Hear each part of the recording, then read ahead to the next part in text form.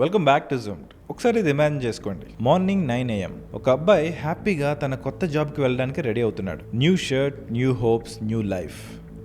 అద్దం ముందు నుంచుని చిన్న బొట్టు పెట్టుకున్నాడు.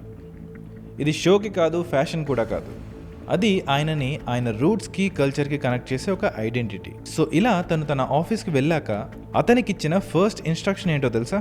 ఇక్కడ పని చేయాలంటే నీ బొట్టుని తీసేయి. ఇది సినిమా స్టోరీ కాదు, ఇమాజినేషన్ అంతకన్నా కాదు. ఇది రియల్ వరల్డ్ లో మన భారతదేశంలో జరుగుతున్న ఒక రియల్ డిస్కషన్. లెన్స్కార్ట్ అనే కంపెనీకి సంబంధించిన ఒక డాక్యుమెంట్ వైరల్ అయింది. ఆ డాక్యుమెంట్ ఏంటంటే లెన్స్కార్ట్ అనే కంపెనీలో ఎంప్లాయీస్ కి సంబంధించిన గైడ్ లైన్స్ అందులో ఉంది. అంటే వాళ్ళు ఎలా ఉండాలి, ఏం వేసుకోవాలి, ఇవన్నీ కూడా అందులో ఉన్నాయి. సో ఈ వైరల్ అయిన ఆ గైడ్ లైన్స్ ప్రకారం ఎంప్లాయీస్ కి కొన్ని స్ట్రిక్ట్ గ్రూమింగ్ రూల్స్ పెట్టారు. అవేంటంటే ముఖం మీద బొట్టు అనేది కనబడకూడదు, చేతికి ఈ దేవుడి తాళ్ళు అలాగే రిస్ట్ బ్యాండ్స్ ఉండకూడదు, అలాగే రంగురంగుల రాళ్లు ఉండే ఉంగరాలని కూడా వేసుకోకూడదు. కానీ ఇంకో పక్క లెన్స్కార్ట్ వాళ్ళ లోగో కనిపించేంత లెంత్ వరకు హిజాబ్ నైతే వేసుకోవచ్చు, అలాగే బ్లాక్ కలర్ టర్బన్స్ కూడా పెట్టుకోవచ్చు. సో ఈ గైడ్ లైన్స్ చూసాక ఇవి ఎవరిని ఎక్కువ చేస్తున్నాయో, ఎవరిని తొక్కుతున్నాయో మీకు ఈ పాటికి అర్థమై ఉంటుంది.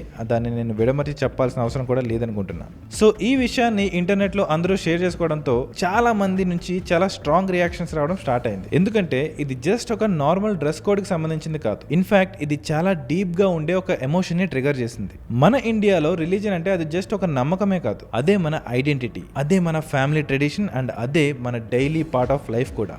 ఒక సగటు మనిషి తన జీవితంలో తన మాక్సిమం టైం ని తన ఫ్యామిలీ కంటే ఎక్కువగా తను పనిచేసే ఆఫీస్కి ఇస్తాడు. బ్రతుకు తెరువు కోసం రకరకాల కంపెనీస్ లో ఇంత టైం పెట్టి పనిచేస్తున్నప్పుడు ఇలాంటి రూల్స్ పెడితే అది ఏమవుతుంది? స్లోగా మన కల్చర్ నుండి మనకి డిస్కనెక్ట్ రావడం స్టార్ట్ అవుతుంది. ఒక పక్కన వేరే మతం వాళ్ళు వాళ్ళ ట్రెడిషన్స్ ని ఫాలో అవుతూ ఉంటే మనం మాత్రం అన్ని చంపేసుకుని పని చేయాల్సిన పరిస్థితి. సో ఈ విషయం బయటికి రాగానే సోషల్ మీడియాలో జనాలు రెండు వర్గాలుగా విడిపోయారు. ఒక సైడ్ వాళ్ళేమో ఇది చాలా అన్యాయం, ఎందుకని సెలెక్టివ్ గా చేస్తున్నారు, కొంతమందికి ఎందుకని ఇలాంటి రెస్ట్రిక్షన్స్ పెడుతున్నారని క్వశ్చన్ చేస్తుంటే, ఇంకొక సైడ్ ఆఫ్ సోషల్ మీడియా మాత్రం కార్పొరేట్ కంపెనీస్ లో డిసిప్లిన్ ఉండాలి, అందుకే ఇలాంటి రూల్స్ అవసరం, యూనిఫామ్స్ చాలా ఇంపార్టెంట్, రిలీజియన్ ని అలాగే వర్క్ ప్లేస్ ని మిక్స్ చేయొద్దని వాదిస్తున్నారు. ఎంత హిపోక్రసీ ఉందో చూస్తున్నారా? సో ఇదంతా ఇలా జరుగుతుంటే చాలా మంది లెన్స్కార్ట్ ని బాయ్కాట్ చేస్తామని ట్రెండ్ స్టార్ట్ చేశారు. ఆ దెబ్బతో ఆ కంపెనీ మీద బ్యాక్లాష్ రావడం అలాగే దాన్ని తిట్టడం కూడా జరుగుతుంది. సో అప్పుడు తన కంపెనీని కాపాడుకోవడానికి ఎంటర్ అయ్యారు CEO ఆఫ్ లెన్స్కార్ట్ పీయూష్ బన్సాల్ గారు.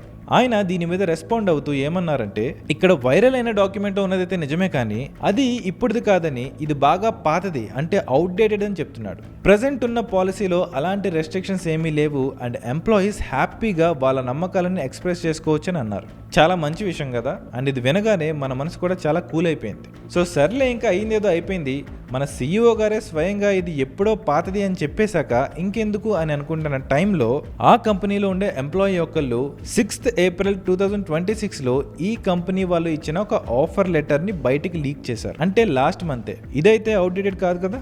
సో దీనిలో కూడా ఇచ్చిన గైడ్ లైన్స్ ని మీరు కనుక అబ్జర్వ్ చేస్తే దానిలో మ్యాండేటరీ యూనిఫామ్ ట్రైనింగ్ అని పెట్టి సేమ్ రూల్స్ ని ఇక్కడ కూడా పెట్టడం జరిగింది. సో దీనివల్ల మళ్ళీ కన్ఫ్యూజన్ స్టార్ట్ అయింది. అంటే ఈ పనులన్నీ లోపల ఇంటర్నల్లీ వీళ్ళు చేస్తూ కూడా జనాలకి ఇంత ఓపెన్గా అబద్ధాలు ఎలా చెప్పగలరు అని జనాలలో ఆ కంపెనీ మీద నమ్మకం పోవడం మొదలైంది. ఇంకా ఈ వ్యతిరేకత అనేది రావడంతో లెన్స్కార్ట్ వాళ్ళు వాళ్ళ పాలసీని కంప్లీట్గా చేంజ్ చేసేసి ఈసారి బొట్టు, తిలకం, కల్వా అంటే తాడులు, హిజాబ్ అన్నీ కూడా అలౌడ్ అని మార్చేశారు. దాని మీనింగ్ ఏంటి? పబ్లిక్ ప్రెషర్ రావడం వల్లే ఈ పాలసీ అనేది చేంజ్ అయింది. పీపుల్ క్వశ్చన్ చేయడం స్టార్ట్ చేస్తేనే దేనిలో అయినా సరే మార్పు వస్తుంది. బట్ ఆ తర్వాత దానిలో ఫార్మర్ ఎంప్లాయీస్ చెప్పిన విషయాలు ఏంటో తెలుసా? అంతకు ముందు వాళ్ళ కంపెనీలో వీళ్ళు పనిచేసేటప్పుడు వీళ్ళకి పనిచేసినందుకు పెర్ఫార్మెన్స్ పాయింట్స్ అని ఇస్తారు కదా. సో అవి ఇచ్చేటప్పుడు చేతికి ఆ కల్వా అనే తాడు వేసుకున్నందుకు పాయింట్స్ కట్ చేశారంట. సో ఆ తర్వాత వీళ్ళంతా ఇంటర్నల్లీ ఈ మ్యాటర్ మీద కంప్లైంట్ రేస్ చేశారని కూడా చెప్తున్నారు. మరి ఇది కేవలం లెన్స్కార్ట్ లోనే జరిగిందా అంటే కాదు. ఏప్రిల్ 2025లో కర్ణాటకలో శివమొగ్గ, ధర్వాద్, బిడ్డార్ లాంటి అనేక CET ఎగ్జామ్ సెంటర్స్ లో కూడా చేతికున్న దేవుడి తాడు అలాగే జంధ్యం ఉంటే చెక్ చేసి మరి వాటన్నిటిని కట్ చేసి తీసేసి పడేశారంట. దీని మీద చాలా కంప్లైంట్స్ వచ్చాయి. ఒకసారి ఆలోచించండి, స్టూడెంట్స్ వాళ్ళ ఫ్యూచర్ని డిసైడ్ చేసే ఎగ్జామ్ని రాయడానికి వెళ్లే ముందు ఎంతో నమ్మకంతో వాటిని ధరించి ఆ ఎగ్జామ్ సెంటర్కి వెళ్తే వాళ్ళకి వచ్చే ఫస్ట్ ఇన్స్ట్రక్షన్ నీ నమ్మకాలను తీసేసి పక్కన పడేసి అప్పుడు ఎగ్జామ్ రాయి. ఇక్కడ నాకు క్వశ్చన్ ఏంటంటే, అవి ఉండడం వల్ల ఎటువంటి నష్టం జరుగుతుంది, ఏ రకంగా వీటిని యూజ్ చేసి చీటింగ్ చేస్తారు? పోనీ అదేమన్నా స్మార్ట్ వాచా? సరే, దీనికి కాసేపు పక్కన పెడదాం. మళ్ళీ ఉత్తరప్రదేశ్లో మార్చ్ 2026లో జరిగిన పోలీస్ రిక్రూట్మెంట్ ఎగ్జామ్కి సంబంధించి కూడా ఒక వీడియో వైరల్ అయింది. అక్కడ ఒక పోలీస్ ఎగ్జామ్ రాయడానికి వచ్చిన క్యాండిడేట్స్ చేతి తాళ్ళని కట్ చేస్తున్నాడు. ఓపెన్ గా ఎలాంటి హెజిటేషన్ లేకుండా ఈ పని చేస్తున్నాడు.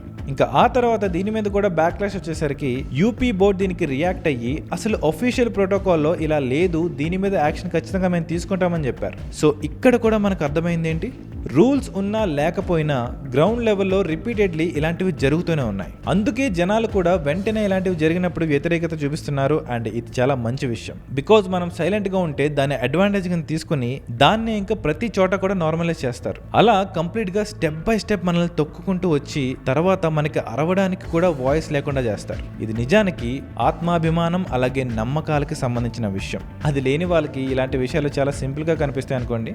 సో ఇక్కడ మనం సీరియస్ గా ఆలోచించాల్సిన విషయాలు ఏంటంటే, వర్క్ ప్లేస్ లో ఇలాంటి రూల్స్ దేనికోసం పెడతారు? ఒకవేళ అందరూ వాళ్ళ మతాలకి అలాగే వాళ్ళ ఐడెంటిటీస్కి అతీతంగా ఉంటూ అందరూ ఒకేలా న్యూట్రల్ గా కనబడుతూ అన్ని రకాల జనాల్ని వెల్కమ్ చేయడం కోసం ఈ పని చేస్తున్నారంటే తప్పులేదు. కానీ ప్రతిసారి ఇక్కడ ఏం జరుగుతుందంటే, కొంతమందిని అండ్ కొన్నిటిని మాత్రమే లైక్ బొట్టు, చేతి తాడు, జంజం లాంటివి టార్గెట్ చేసి వేరే మతాల వాళ్ళకి మాత్రం విపరీతమైన గౌరవం ఇచ్చేసి వాళ్ళకి మాత్రమే ఎక్సెప్షన్స్ ఇస్తే దాన్ని ఏమంటారు? ఒకవేళ ఈ రూల్స్ ప్రొఫెషనలిజం కోసమే అయితే అవి అందరికీ సమానంగా ఎందుకు అప్లై చేయలేకపోతున్నారు?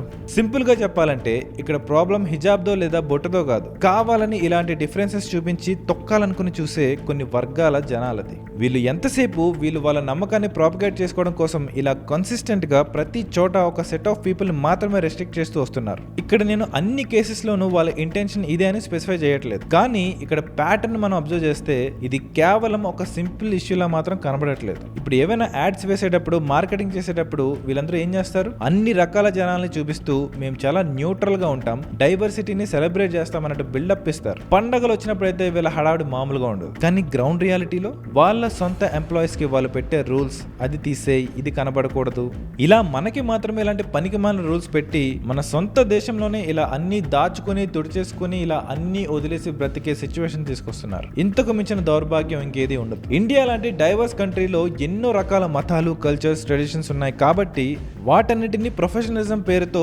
మూర్ఖుల్లాగా ఇగ్నోర్ చేసేసి మనది కూడా ఒక వెస్టర్న్ సొసైటీ టైప్ లో మోనోథిస్టిక్ గా మార్చేయాలని చూడకుండా ఒక బ్యాలెన్స్ ని తీసుకురావడానికి ట్రై చేయాలి. నా పాయింట్ సింపుల్, రెస్పెక్ట్ అనేది సెలెక్టివ్ గా కొంతమందికి మాత్రమే ఇవ్వకుండా ఒక ఈక్వల్ స్టాండర్డ్ ని మెయింటైన్ చేస్తూ రూల్స్ అనేవి అందరికీ ఒకేలాగా ఉండేలా చూడాలి. బట్ అలా జరుగుద్దా అంటే ఇప్పట్లోది చాలా కష్టం. ఇలాంటి ఇన్సిడెంట్స్ ఇంకా తవ్వే కొద్దీ బయట పడుతూనే ఉంటాయి. అండ్ ఫ్యూచర్ లో కూడా మనం ప్రెడిక్ట్ చేయలేం, ఇలాంటివి చాలా జరిగే ఛాన్సెస్ ఉన్నాయి. కాబట్టి మన చేతిలో ఇప్పుడు ఉన్నది ఏంటి అంటే, అది గొంతు లేపి క్వశ్చన్ చేసే ధైర్యం. అది కనుక మనం కాన్స్టెంట్ గా చేస్తూ ప్రతి ప్రాబ్లం కి అందరం యునైట్ అయి రియాక్ట్ అవ్వగలిగితే ఖచ్చితంగా ఒక గొప్ప మార్పును మనం తీసుకురావచ్చు. సో ఇది లెన్స్కార్ట్ బిందీ ఇష్యూ మీద నా టేక్. దీని మీద మీ ఒపీనియన్ ఏంటో కూడా కింద కామెంట్ చేయండి. నేను మాక్సిమం అన్ని చదవడానికి ట్రై చేస్తాను. సో ఈ వీడియో కింద నెక్స్ట్ నేను ఏ టాపిక్ మీద రియాక్ట్ అవ్వాలనేది మీరు కొంచెం సజెస్ట్ చేయండి. అండ్ నెక్స్ట్ వీడియోలో నేను మిమ్మల్ని మళ్ళీ కలుస్తాను. అంతవరకు టేక్ కేర్. మర్చిపోకండి, అన్యాయం జరిగితే ఖచ్చితంగా మనం వాయిస్ రేస్ చేయాల్సిందే. అందరూ నాతో పాటు చెప్పండి, భారత్ మాతాకి జై.